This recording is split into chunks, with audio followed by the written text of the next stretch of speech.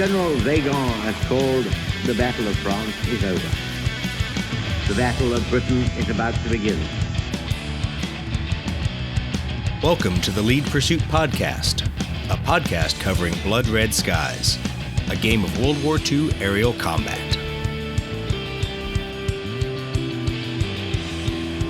Thanks for joining us tonight. Tonight, we have Brett and Chris back on the podcast together, which that's going to be enough trouble.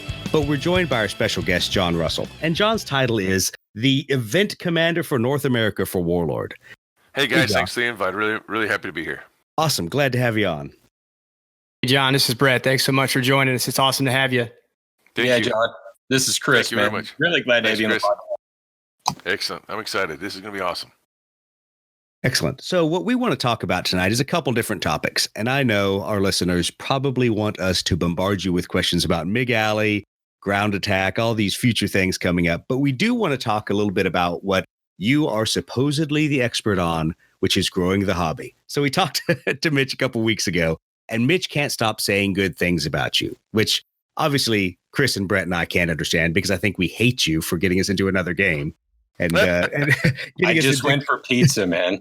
Yeah, exactly. That's Chris's line, and he'll stick to it. But we really want to start off and talk a little bit about what you saw at Historicon and some other conventions about bringing people into the game and people's experience there. Because unfortunately, I kind of cut Mitch off the other day when he was talking, and he was telling us about 4 of his grognard friends that rolled up that probably were skeptics about could Blood Red tankers. They're all tankers. Yeah. Excellent. Well, how did that game go? Because I was kind of disappointed he didn't beat you around the table, but he said it was a good game. Well, the bottom line is you got to remember the golden rule: always let the Wookiee win. Exactly. When I was over last, it was only in March, this past March, we were playtesting some of the MiG Alley, and we did 4 games in 3 hours, and I was MiGs most of the time, and the MiG is a powerful aircraft in that game, and if you can know your tactics, you have to do this. You have to change the switch in your head from pistons to jets, because it's a whole other tactic, and absolutely once you get it, that those MiGs can just tear into things, and if you position yourself right. But on the flip side, you want people to enjoy themselves. It's nothing worse than watching a brand new novice FNG guy walk into the table and just get slaughtered, and the guys start laughing about it. I'm like, well, you just lost another player there. Great move there, pal. And there was a couple times I could have tried to push or something, but it was fun to try to get these guys involved. And they were tankers, and they had a ball. I think at the end, they grudgingly wouldn't say it out loud, but I think they had a good time. And if you looked in their eyes and you talked to them, they had a good time. And it's the great thing about Blood Red Skies and MiG Alley is it's got, and there's other games we used to do in the past with Warlord. It's got it can fill a time slot. You got 20 minutes, you got 30, 3 hours. Blood Red Skies and MiG Alley will fit that in spades. And then it's got I call a cinematic effect. You can see the movie in your head.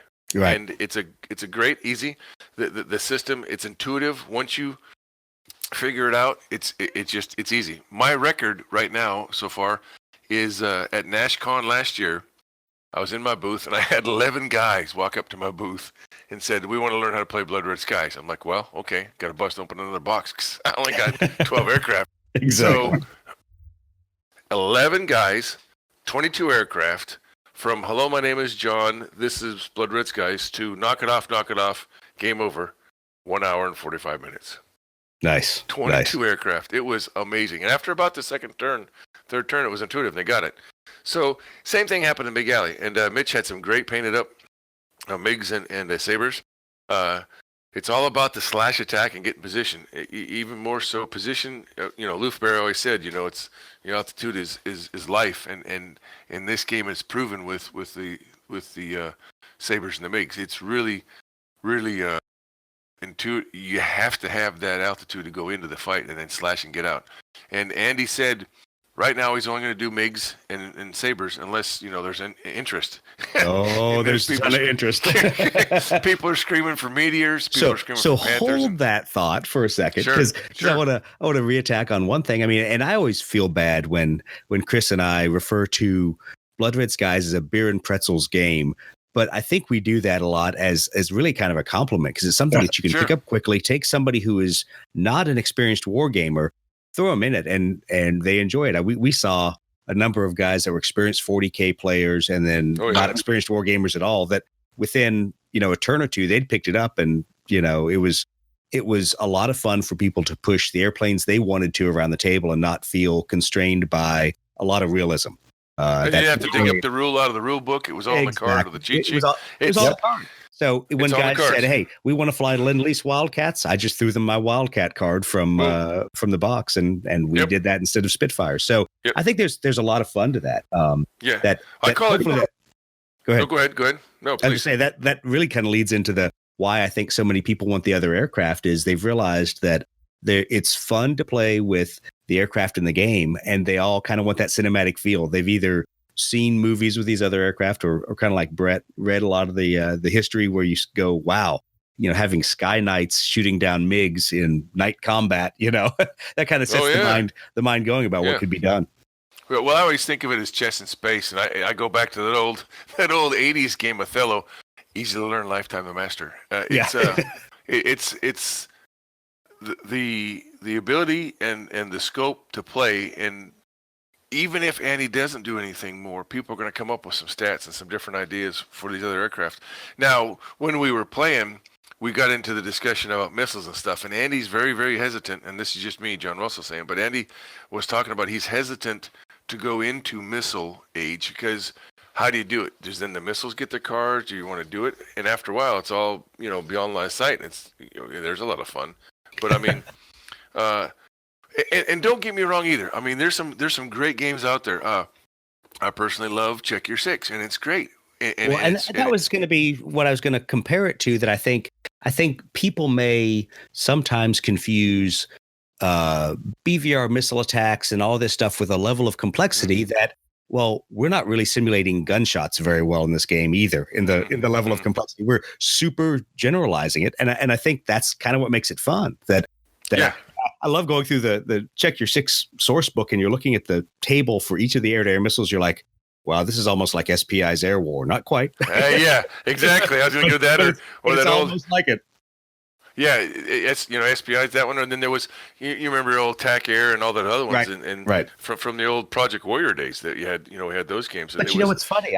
I kind of liken Blood Red Skies, and it's only hit me this in the last week or so.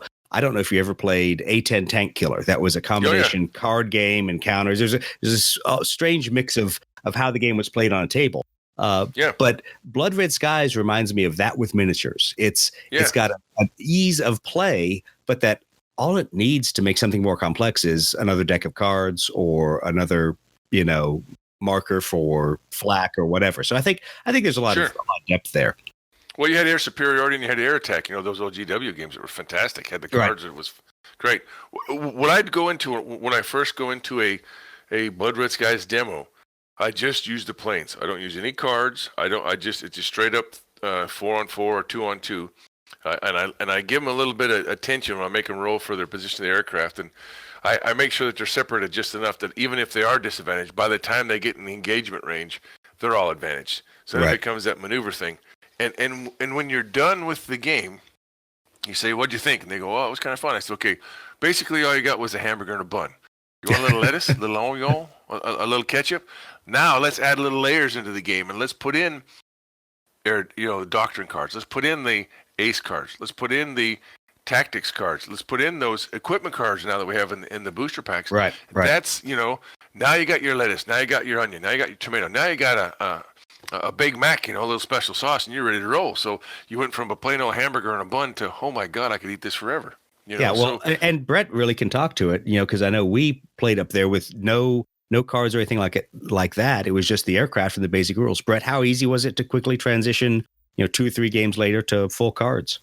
It was easy. I mean, in one night, we, a handful of games, we easily had the the order of operations down for the game. The sequence of events that you take, the pilot actions. So I had that pretty much all sorted. We had the the basic movement and all that stuff worked out. I mean, with confidence, where we felt like we knew how we were supposed to play, and then we were just working on trying to get better at tactics and stuff like that. So aren't we all?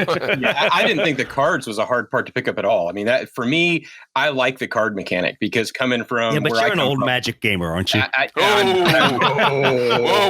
Hey now, we're all friends here. What are you doing? Like I said, we hit early. Thank you.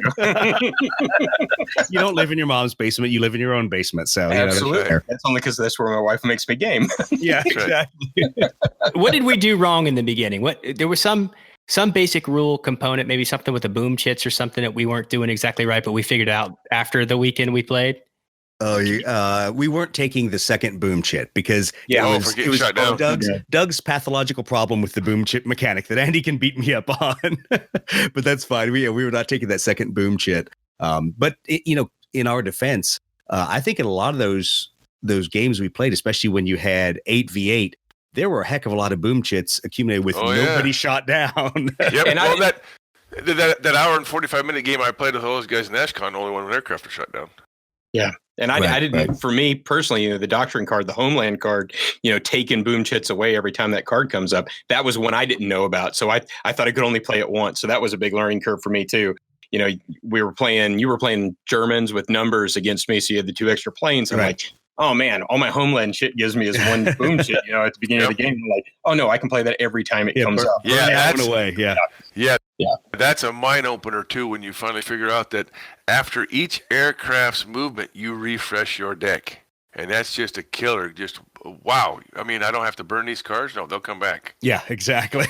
Yeah. Or, and it took us a while to figure out the combos, but when you start playing the bonus cards in there and you say, okay, I'm gonna give up this great climb card just so I can hang on to the theater or the doctrine card. That's yet another layer of tactics that I enjoy. It's not Grognard's not going to walk in there and go, oh well, that's a perfect representation of the ME-109's capability to outclimb people. But we're not looking for that. We're looking for a player to make a tactical decision. Do I ditch the card? Do I keep the card? And is now the right time to play it? Because I think I don't remember whether it was Chris or Brett, one of you guys held onto your hand for like the entire game. You were so afraid to burn cards. Like, I got to save these perfect ace cards for just the right moment. Well, it's how do I get that advantage? How do I get that advantage? Absolutely. Well, Brett, I know you had a couple questions of things that you were going to ask about, where Warlord was going with some of the products for Blood Red Skies. Yeah, so, well, let me just relate kind of my first experience with, as we've cracked open the starter kit and played a bunch of games and stuff. And I don't think my experience is unique. I'm sure a lot of people have the same sentiment I do. But when we came to Adepticon and saw the boxes and the extra squadron boxes and stuff, I was, oh man, I want to get Luftwaffe. Those are so cool. And it wasn't because of any great knowledge I have of their aircraft or their history or any of that stuff. It's just I thought they looked cool, right? So that's what I wanted to do.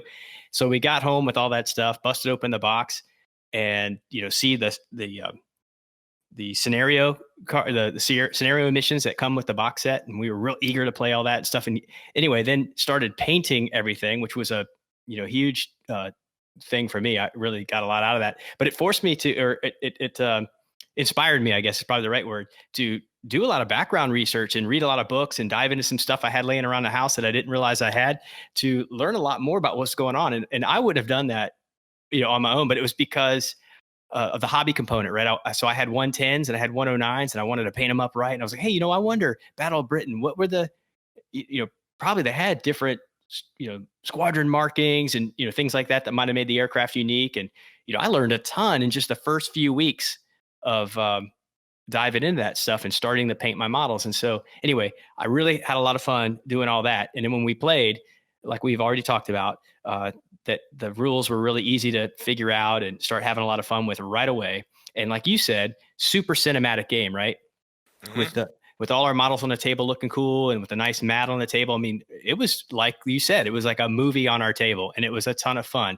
And so that kind of leads me to the biggest question I had, since we've been talking back and forth among the three of us. We've been saying, hey, I wonder if there's any plans Warlord might have to somehow maybe release a booklet or a book of some kind that just has scenarios based on actions that happen in different eras of the war. So maybe more expanded Battle of Britain scenarios to play out. I think that kind of thing for me would certainly activate the chip on my head and drive me to collect and paint a lot more stuff. And if there were things like that for each era of the war, different theaters or whatever, oh man, I would go nuts, because maybe I'm a completionist, but I would say, oh man, I have to have that squadron, and I have to build all the components. Well, you're a gamer, so you're a collector, so you want everything. Yeah, exactly. Yeah, exactly. Well, so anyway, that was kind of the top of mind thing for me to ask you about. Sure, no worries. There's a couple things. The rabbit holes you go down when you start looking at things and you start researching, and I can caveat that to Korea, because man, we thought we were going one way and ended up going a couple other ways. But you start looking at aircraft and you start finding out, there's this aircraft and this aircraft, and how can we get in the game? And it's great to then you further your knowledge through a game, historical knowledge just through a game, and it's fantastic. And then the other little thing is, why they're called boom and zoom chips, right? Why don't you tell us? Well, Andy likes the Luftwaffe, if you can't tell, and they had the boom and zoom tactic. So the boom chits are for the, when you get hit, and zoom is when you're finished. So it's zoom and boom chits. So well, there you go. See, I didn't know that. That's where they got the names from. I think we've already answered your question that during our D-Day campaign, we're releasing those scenarios every week of new specific scenarios for not only just bolt action and cruel seas, but there's also blood red sky scenarios in there. I love your idea of a scenario booklet and then having different time frames. Brilliant idea. Right now, it's people keep asking me, he's like, you guys are doing this and you're doing that. You got black powder, you got blood red skies, you got Hail Caesar. How could stop? I mean, my wallet's screaming and I can't focus. And it's just, John's favorite term is, history's always happening. History's always, his history's always being made. And we want to try to find, when you get that lightning in the bottle, you want to keep going. And people, there's so much to cover in World War II. And soon after, and the idea of the scenarios is great. The idea of these different aircraft. That's why we're putting out the booster packs, kind of, because there's some planes out there we're going to get to eventually. The P-38, the P-40, the P-47, the 109 Gs, and the Bettys and 262s, and of course then we go to Italy and France, but we'll talk about that later. But we've got there's stuff out there that just needs to be covered because there's so much out there. So the Facebook page is a real good place because they put some stuff out there. But the equipment packs, the booster packs are cool because we're also throwing that other element of equipment in there now. Right, and that's been a huge one for me. I like it, and even though even I think the cards kind of caveat it like Malcolm Hood. They go, okay, Malcolm Hood, yep. Not everybody had the Malcolm Hood, but everybody introduced something very similar to it when they realized, we need better visibility than a flat panel. Except for the 109, they had that damn cage the whole time. Those poor bastards just go fly different airplanes. Yeah, I think your idea of different scenarios is brilliant, and that's a good one to ask Andy, and he'd love that. And why not have people throw their ideas for scenarios in and make sure it's play tested, and then we can have a PDF of nothing. It's so cool in the day and age that we have. Is before you had to contact the company and they'd send you a packet in the mail, and somebody 2 to 4 weeks after you sent your quarter in or whatever it was to get the PDF, you'd get it maybe. But now you can just download it. And I always laugh because I think about all the old Avalon Hill scenarios for Squadron. You used to always have these random packs that would come out in a while, and they're awesome. And some of them you can't even find anymore. But you'd always wait for that issue of the General Magazine. So you'd flip it over and go, "What's the new squad leader scenario?" Yep, and exactly. I'll be honest. I don't think I probably played more than 10% of them, but it was cool because a lot of times it was a battle you didn't know about, or some new unit was introduced where they would say, "Okay, hey, you're going to use the counter for a Tiger tank, but it represents this variant." And there were always some neat things in that. Well, me and my buddy used to play that a lot, and one of our favorites is old Buckhole Station. When I was over in Germany, I actually went through Buckholes, and I stopped at the town sign and took a picture and sent it back to him. He just started laughing his ass off because there's Buckholes, and there's the old Buckhole Station. God, that brings back memories. Yeah, exactly. Oh, jeez. But it's. I think the scenario thing is a great idea. I mean, when they brought out Blood Red Skies 2 years ago, holy crap, 2 years ago, they did the Hornet. They did that Hornet attack, and they had that 200 scale Hornet that Derek did a great job building. 4-foot long boat. Vessel. Sorry, Navy guys. Or ship. My dad was an old Navy guy, so I have to be careful. But and they had those, Kates and Val and Zeros attacking with good old Joe Foss and his boys coming off the decks, and then the Wildcats coming. It was great. I want you to know that I haven't been listening to a thing you've been saying, because I just had to go back and remember which scenario it was. And by the way, it was scenario 7 out of the original scenario squad 7. leader. That's it.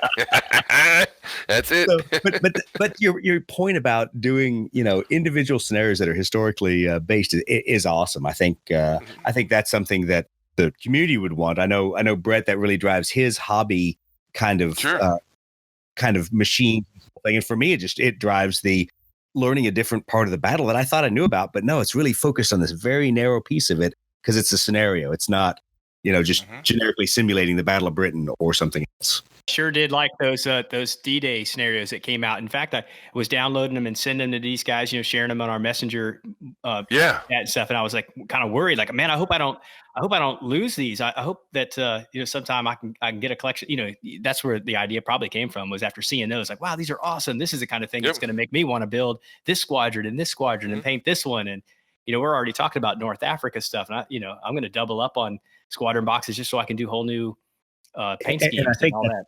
that's kind of the problem, is that Chris and I had this great focus with Brett that we said, okay, we've got Eastern Front covered, we've got Western Front covered. We can at least go play North Africa and fool around with that as Chris is finishing up some of his Russian fighters that he's building. Yep. But so this little teaser came out that said Pacific Arena might be a focus for 2020, including a new starter set. So I'm going to put you on the spot and ask for a spoiler there. Should we be painting a lot more Pacific instead of North Africa? Maybe. All right. It's a very generic answer. We're looking to move into. That's the glory of World War II, is that there was so much of it going on, and right now, I don't know if you've noticed, but we have this theme that it's Axis allies, Axis allies, Axis allies. Last month we did Axis to Japanese. This month, allies to Russian. Right. Next month, Axis. So you'll kind of see that 109Gs, 262s.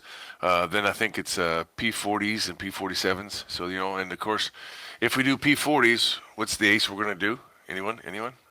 Oh, I'm going to let someone else guess. Exactly. Tex Hill. Yeah. And then P47s, it's got to be Gabby. Yep. So we'll have those, and it's funny when I lay out that. Make me ask the card. Do I get to play him twice? Can I play him in a saber as well? Look at the card for Galland. Look at the Galland's card. If you can get it, that guy's out of print now. But if you can get Galland's card, look at his card. I think all three of us have. yeah, they're gone. There's a thing on there. It says Jet on there as well. So Gabby, of course, his card would have Jet on there. Gabby's one of those doubles. It's what's really great about these is people start looking into the history and they start thinking about what they could do and how they're going, and you can really knuckle down into an expansion. For example, what I'm doing, one of my favorite pastimes, or one of my rabbit holes I went down maybe way too far in, is a bolt action Saint Nazaire Operation Chariot. Right. I ended up building a whole Nazaire port and researching all my bolt action guys, got the names of the actual commandos on the back. I contacted one of the guys who wrote the book. I got an autograph from one of the guys that participated in the raid, and I set that up. But now what I can do with Cruel Seas, I got the Campbell. Warlord was going to produce Campbelltown here pretty soon, and you can do that. But also what was going on in the town of Nazaire nearby was a harassment nighttime raid by the Royal Air Force. And now you can get a Royal Air Force bombers going on there, and I'm modifying some of my Me-110s into Nakyagas. Yep. With the aerial up front. So now I can do a scenario of the Nakyagas fighting the harassment bombing at the same time that the bolt action is going on, at the same time that the Cruel Seas is going on. So you got this three-way event that can go crazy, and you can do the same thing for Guadalcanal. And there's so much. A lot of people focus on Europe because they're just like us, and the Pacific was so different. And I think that's what was great about the Pacific series like the Blanda Brothers helped people expand and know their knowledge of not just the airborne, but Europe, but the Pacific really opened people's minds to just how nasty that was. Oh yeah, and I think a lot of people they didn't like it as much because it wasn't as relatable. And it's funny because you've got Chris and I that are both Marines that we've been steeped in that historical tradition of Guadalcanal and all that. And we're like, no shocker there. To this day, I'll never forget going to see Saving Private Ryan at Camp Lejeune. And I can't remember what I was in the Marine Corps at the time, but there was an old retired guy with a World War II hat in there. And he turned around. Me and my wife were just in awe of what that battle, watching Omaha Beach unfold. He turned around to us, looked right at us, and says, "We did that 5 times." Exactly. Well, and just as a side note, and because there's 2 of you on board, I just want to let you know that me and Steve Smith, the guy who also wrote Korea, we made sure that Sergeant Reckless is in there and she's represented. Excellent. Well, there's a figure and everything. So I always laugh at how many people, and we've talked, I know a number of times with Chris, that people don't know all the history until they suddenly get in there and dig through the rule books and dig through the different ace packs that are sometimes put out and go, oh wow, who are these people that are actually being featured? So that'll be cool. Yeah. Ace of the Day Kirkwood, and of course everybody knows Pappy, and that's the other thing that's cool about those rule books is we intentionally wrote them in that 40-esque feel, the old Coca heads and that line art, and it sets the pace right from the beginning. Well, I think it does, and I know we all hate to compare other games and other rule systems, but I think it's great. That's another thing that Dust 1947 has done well in their reboot is that they have kept that pulp feel to it, and all the way into their app and everything else. That it's branding, for lack of a better term. You feel like the game belongs in that era, and so it's. If only would somebody do, and if only would somebody do Luftwaffe 46. Oh wait, I shouldn't say about that. Exactly. I shouldn't talk about that now. That sounds like a wonderful spoiler. I'll have to explore later because that would be kind of fascinating. Yeah. So it's really cool. And then now we let the cat out of the bag at this weekend, and Andy's been talking about alluding to it. The ground attack rules are just going to, it's, oh my God, the whole nother level of that, and what he's done with that is just phenomenal. Oh God, I'm a Russian player, so Sturmovix. I cannot wait to fly Sturmovix and just blow up tanks. I just cannot wait to eat tanks. And that's been one of my things. One of the things that got me into this game was I played the computer simulation IL-2 Sturmovik. So actually fly that plane online. And now the cinematic feel of this game is just, it sucked me right back in. I mean, that whole computer community went away. But then when I started being able to paint 1/200 scale airplanes, and it gave me a reason to go into the basement, dig all of my books on the Russian front out, and start delving into stuff now. So it's been a blast. It's been a blast. Well, I have to ask you, ground attack rules. Yeah, I have to ask you too. You've got Johnny, don't you? So I do. Excellent. I love that comic strip. I've got Johnny. I've got all of Johnny Red's comics. They just showed up from Amazon a couple weeks ago. And see, that's where I got. And Mitch, bless his heart. He loves me and he hates me because every time he sees me, he knows he's buying another game. It's just he bought Gates of Antares that way. He bought Strontium Dog that way, and he bought Blood Red Skies that way. And it's just the way those games make you feel. And then when I was just talking to him about the Hurricane arc that you can buy. It's one of the comic strips for Johnny. And, we're all 30 plus, 40 plus guys here, and we've all read comic books and graphic novels. That was the first time in my life that a graphic novel had me tearing up at the end of that one. Because that was just, it hit me right in the chest. Because, it starts off with some young entrepreneur asshole's got all this money. He wants to buy and refurbish this aircraft, and it goes on, and you're just like, damn. And the twists in the book and the art is just great too. It's just, oh yeah. How did this airplane end up in Russia? Oh, it was just Lend-Lease. Yeah. Oh no. Yeah. The story is much deeper than that. I mean, it was bad. That was a really bad. Oh, I was sending pictures to Brett and Doug when we were on our little private Facebook Messenger when I was reading the comic. It was like, you guys got to check this out. The art and it's incredible. So yeah, it was the stories. Story. Yeah, and the story really, just gets you in the chest. And poor Mitch. I mean, I didn't get into talking about it. I could hear him clacking on his computer. He's okay. I ordered it. He didn't. He was sucker. Yeah, exactly. But he's a good guy at heart, and it's just one of those. The rabbit holes you can go down and modify, and then The idea is how you can take an aircraft and you can modify it into an ME-110 Nackjager or and the people out there. It always amazes me, the people in this hobby, what they can do painting wise and what they can find out. I discovered, here's a real good tip for you to help speed up your painting. Somebody on the Facebook page started talking about Flory washes. That's Foxtrot Lima Oscar Romeo Yankee Flory, Flory, Flory washes, and I've been screaming about them for the last month now. And this guy. If you look it up on YouTube, it's this British guy. And it's a 30-minute video, and he takes a 1/35th scale tank. I think it's a Challenger, and it's a clay-based water-soluble solution. And he goes from one end of that tank to the other, and he's done. The thing's dry. He goes back and rubs it down with either a paper towel or a Q-tip, and it's done. So I had to try a bottle of it, but unfortunately, it's a British company, British thing, and you can buy them in 8-packs from England. Or, thank God, there's a store called High Altitude Hobbies. Maybe I should get some credit from these guys, but High Altitude Hobbies in Leadville, Colorado. I bet you they're selling out of it now.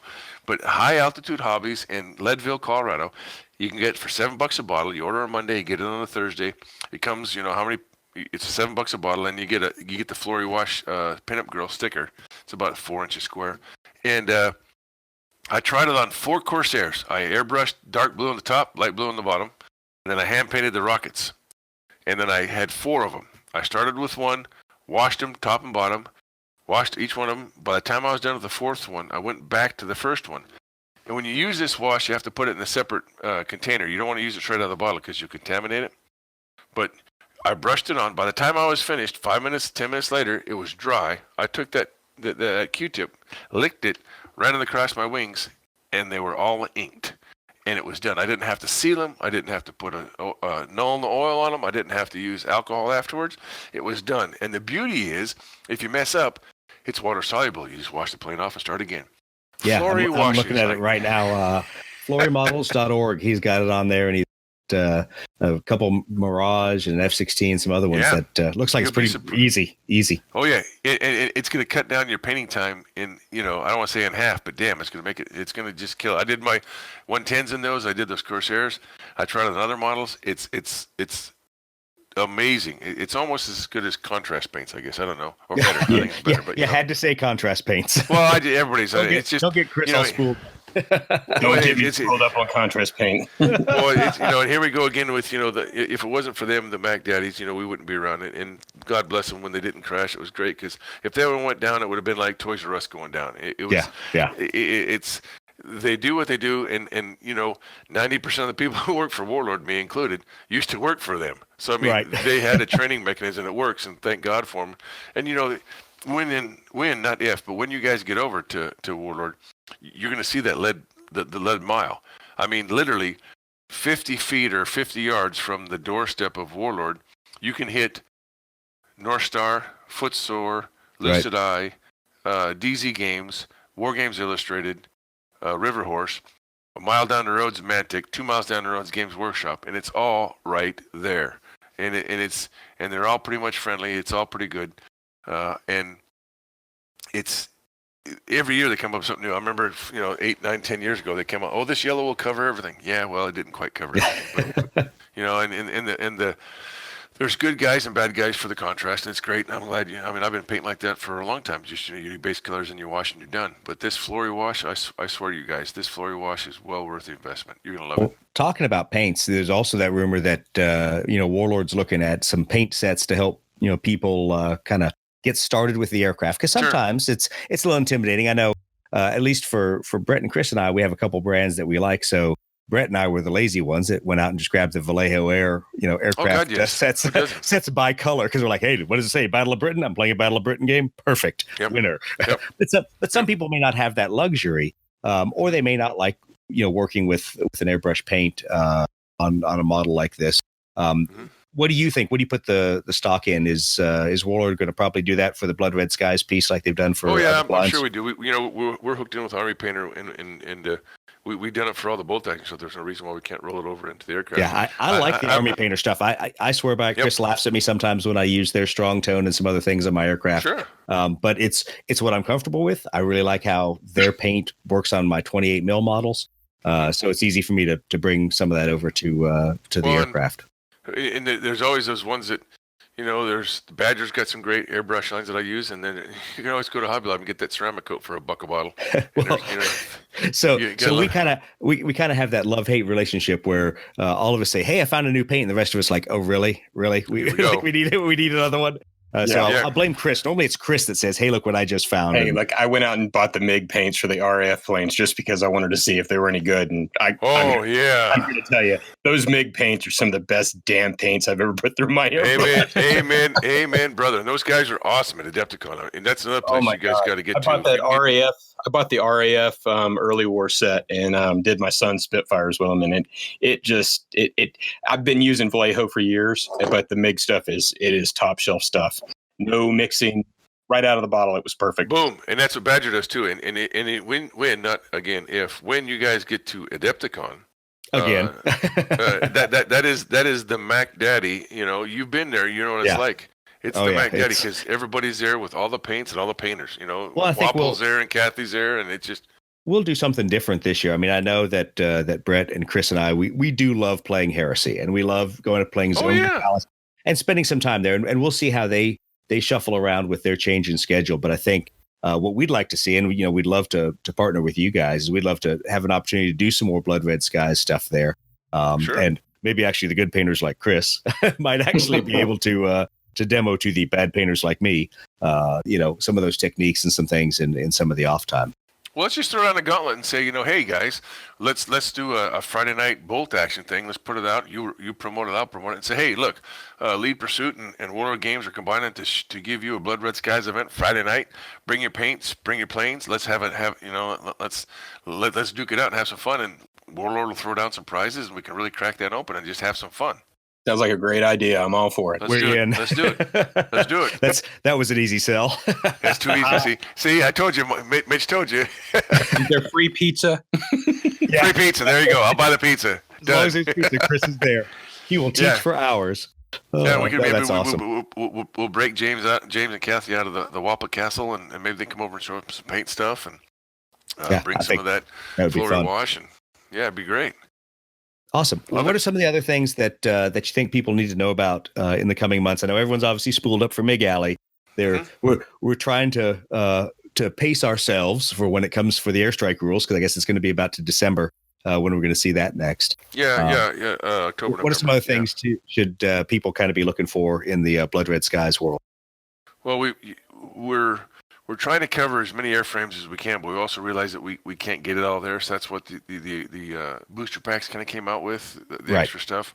The guys on Facebook put out beta cards a lot. And there's some crazy rules on there that people love and hate. I mean, you get a chance to have the whole network of people, the whole forum, give a chance to think if your rules are good or not. There's some jet rules out there that are okay. A female put out, and some people have said they're great. So you go check those out. Not jet rules like Korea, but I mean Vietnam and stuff. For that VFR stuff. So I mean, beyond the visual range stuff. So that there's that. We're starting to key in on the scenarios.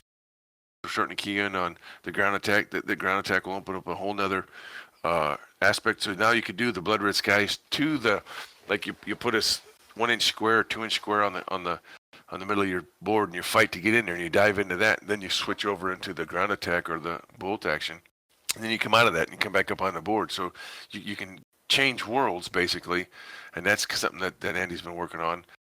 That are in that ground attack rules and some of the scenarios. There's like 9 or 10 more scenarios in that packet. So that comes absolutely. Well, and you guys have, we really appreciate that you guys have been as forthright as you can with the information and sharing things with us.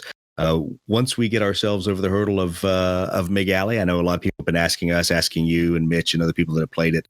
But once we get over the hurdle of that release, I think we're really going to concentrate on what we know about airstrike and kind of helping to answer some of the questions that the rest of the hobby world has about it, because I think it has a lot of potential. Mitch and I go back and forth on it. Obviously, he's a big U.S. Air Force capital I and He's an old interdiction kind of navigator, guy. Yeah, exactly. So getting him to think about bombs coming off aircraft sometimes, yeah. sometimes he'd rather just do the air to air, which I understand. But I think it's going to be an interesting release, and I think that there's a lot of things we'll see in the coming months as you guys have shared some information with us, and we get a chance to play it and kind of tell the rest of the Blood Red Skies community where it's going. We're obviously all three of us are all in on the MiG Alley, and we'll be painting MiGs here very soon. For the next release, what should I have on my table right now? I've got I do Luftwaffe and I do Japanese. But well, you said you do Japanese and what? Japanese and Germans. Okay. Well, first generation jet will be out before the end of the year, the 262. And I think that's going to be Nowotny. And of course, when we do the a lot of people just kind of look at us cross-eyed. We haven't done a certain individual, but we haven't done his aircraft. So when the 109G comes out, of course, he will enter the board. And that's going to be a whole nother evolution of aircraft. Excellent. Are there any boxes I need to be picking up for ground attack specifically? Well, the Typhoons will come out after that, so we'll have Typhoons and they'll have rockets. Okay, Bullfighter's pretty good. The Corsair's got rockets it's molded with rockets on the wing, so that's a good one. You guys looking for Stuka with the anti-tank guns on it, possibly? I would like to. Yeah, Rudel. Some Rudel. I would like to see that. The JU-87's got those wheels that you have to tack on, and hopefully they would do a 37 cannon wheel combination, and you could just pop it on there. So that would be kind of cool. I'm trying to think what else. Oh, the 410s. You grab a 410 box. The German 410s, because those were just, it takes a little drill and a pin in the front, and I got that 37 in the front nose to take care of things. Air Cobras would be a good one. B-25s. Of course, we don't do those I'm yet, looking, but Well, you've got the card out there, so I know there's a couple cheap plastic ones that are around there. I think it's worth playing some Pacific scenarios, B-25s, maybe running around the islands and if they get bounced by Japanese fighters. Oh, sure. And then I don't know if we'll do an Oka quite yet, but that was a whole other thing. And we're talking about, and it was released this weekend about. We're going to do we've got a new resin. It's called Warlord resin. It's not plastic. It's not, it's a nice amalgamation of the medium. And it's not the the fine cast that Games Workshop came out with. So glad you're not that. Not fail cast, you mean? Yeah. We used to call it crap cast, but and it's not the Reaper, flexibility. It's a little more solid. I gotta watch my words. Right. I'm sure it's not rated audience. It's stiffer. Okay, so there you go. But Brett's used to talking about things that are stiffer because There you go. It's not bad if it's spooning in the field. If it's squad spooning, that's okay. Army training, sure. That's right. That's the fact, Jack. So we got body heat's your friend. Yeah, exactly. That's right. So it's no matter whose it is. That's right. So that's going to be, I think, pretty good to run down. Cool. Well, you came out with those. I got my expansion pack for the Luftwaffe right away when it came out, and I got some HE-111s and some DO-17s, and I just got base coats on them this past weekend. So I'm going to figure out how to use them as well. So yeah, if you guys go out there and you're on your travels, try to look and find and dig in those old hobby stores. Golland is not available right now, or probably I think we're done with that run, as well as the Ju-88s. So right, those are off our list now, but they're fantastic aircraft, and they're if you can get them, add them to your mix. And the same thing with the old Jenny. Ju-52 was used in so many different places and so many different things. When I picked up mine, the thoughts of scenarios that you guys have talked about before. Not only can we do Crete, now we can also do Stalingrad relief. We can drop off troops or ammo or whatever. It's just absolutely. Or hell, let's do Operation Strasser, which was the last Luftwaffe drop into the Battle of the Bulge, with about 80% green troopers. So that was a win. Yeah, I think there's so many options when you start looking at some of the planes that are right now harder to get, like Ju-52s. I know the laugh that we always have is that there's a fine line between accumulating these airplanes and having great hobby progress and still not having time to play. Exactly. So, I broke down. Yeah, I broke down. We visit Hobby Lobbies a lot over here. I don't know if you have them out there. But Hobby Lobby's got a nice selection of models and paints and stuff like that. But they also have they get them in sleeves. They get them in sets. You can't order individually, but they get like a 1/200 scale Corsair and a 1/200 scale. I think maybe 250 scale P50. But they get a 1/200 scale 38, and the 38's. That's a damn sexy aircraft, and it's the one that our highest rank, highest ace of all time in the Americas, Bong flew. Right. And it comes painted. It's $5 a piece, and it's I've been buying them every time I go to Hobby Lobby because I'm gonna do. I think we're doing this big event in Michigan, Michigan GT up at Lansing on October 10th and 11th, and. Jeff I had no idea you guys were going to be up here. If only we knew someone who lived in Michigan. Yeah, I'll be there. Weird. Yeah, and what we're going to do is we were there last year, had a great time, and they've given us the convention tournament to run. So everybody's going to be there Friday, and the tournament is Saturday. But you always want to do something Friday night just to get you ready, get your juices flowing. So we're going to run a palate cleanser, I call them, and it's the old Outrider days. Me and Jeff and a lot of us are old Outriders.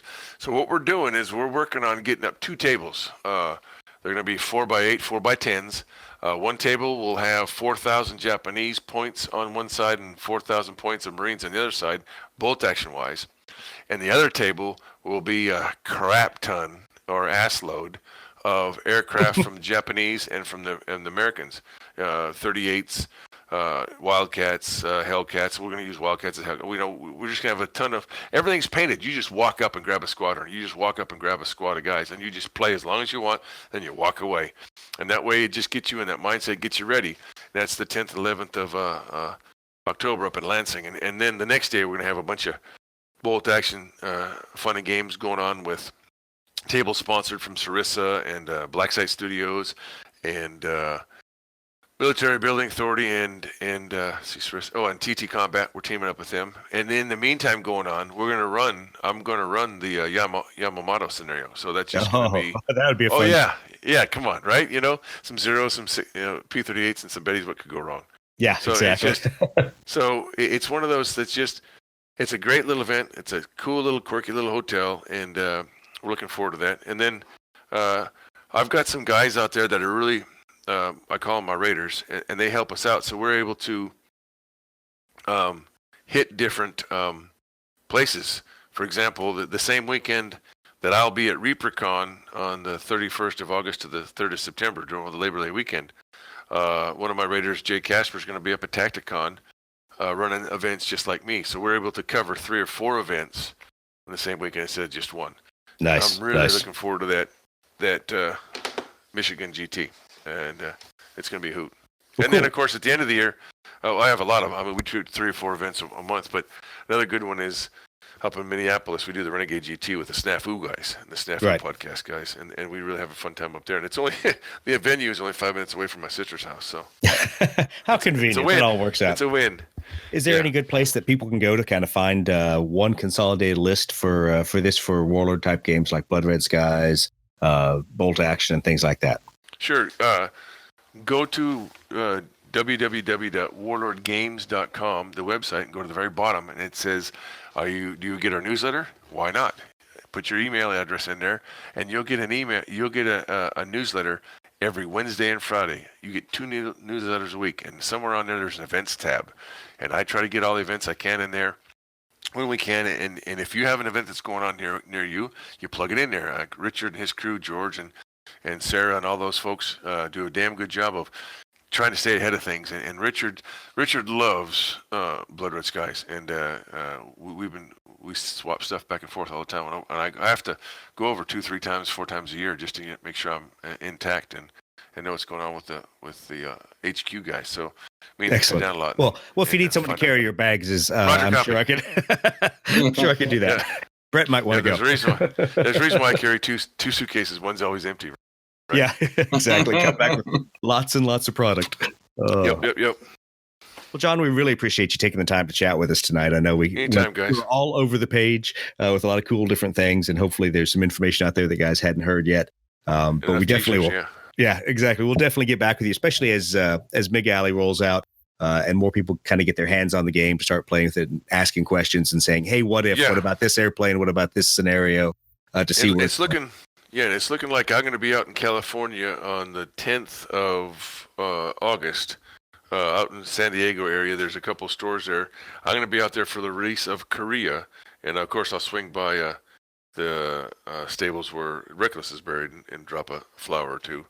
And Mitch will be doing a simulcast kind of thing with the release of MiG Alley at the Pentagon, I think the week after when it comes out. So we're trying to mesh these two together, and it's a lot of fun. So if you're not doing anything out in California, you're not doing anything out in the Pentagon, swing on by. Well, that just totally conflicts with our planned wargaming day, but we'll figure something out. I think I'm finding some airline points to go to San Diego. Who wants to go to San Diego with me? There you go. Are you paying? Yeah, that's exactly. Right. No, this is not Adepticon. Doesn't work that way. Yeah. Adepticon is it is the largest it's the largest, what do I always say? It's the Mac Daddy. It's the largest independent convention in the United States. It is right. It's amazing. It's And I'd rather do, and the other thing, guys, and I know we before we go, I'd rather do one Adepticon or 9 or 10 small little cons like NashCon or DieCon or Genghis Con. I love going to these little cons, 200, 300, 400 people, and I get more time to talk to people. I get more time to show things, and I think we get a bigger exposure than one Gen Con, because I'm not knocking Gen Con. Gen Cons are great. It is the mecca of all gaming in the United States and North America, and it's great, but it wasn't what it used to be. And I don't know if you guys have been to Gen Con lately, but the best analogy for me is that Bob and Tom and Jerry and Sheila all want to go play D&D at Ricky's place, but Bob has got a new book he wants to talk about, and Ricky's got a new movie, and Sheila's got a pizza, and we sit down and eat the pizza, watch the movie, and we don't play a lick of role playing. Yeah. And it's not historical. Historicon is for that. And Historicon it did a great job. The venue was great. The room for the vendors was great. The playing room had some issues for sound, but I mean, who doesn't when you put 100 tables and about 500 guys in there trying to play the same game, or different games. So yeah, I wish I'd kept that on my schedule, but I just had too many other things that had been planned for the summer. And people were kind of bitching a little bit about parking, but the great thing about the parking was if you parked it next to the place, it was only like a block and a half walk. And if that was full, they told you to go someplace else, and you could get your parking validated. So parking was free. Yeah. So it was a good event, and it was a good change. And thank God the vendors hall had carpet. That's all I can say. Oh, and then like it was a Saturday, I think the HMGS guys bought a keg of beer for everybody. So even right better. To our booth. Exactly. So I mean, people coming by the booth, it was a captive audience. And all of a sudden, you're the most popular booth there. It's weird how that works out. Well, awesome. Okay, guys, I'll shut up now. I'm sorry. No, sounds good. So could we. But I know Chris has to ditch out of here. He's probably already running on his way out because I know he has a couple things to do. We appreciate you taking the time. Anytime, I'm here for you guys. It's awesome. So we'll get you back on, and we'll talk about a couple of the other things we want to pick your brain about for some spoilers. But for now, I really want to thank you for being on here. Thanks for our listeners for putting up with us on the Lead Pursuit podcast and throwing your questions our way. And if any of you have questions for John that we didn't answer this time around, shoot that to us on Facebook, Instagram. You can also leave us comment forms on the website, and we'll definitely address those the next time we get you on. Thanks, John. Thanks. Get ready for Andy, because you've got him trapped, man. So get ready. That might have to be broken into a couple segments when we talk to him. Excellent. Okay, guys. Hey, have a great night. Thanks a lot. Thanks. Really appreciate it.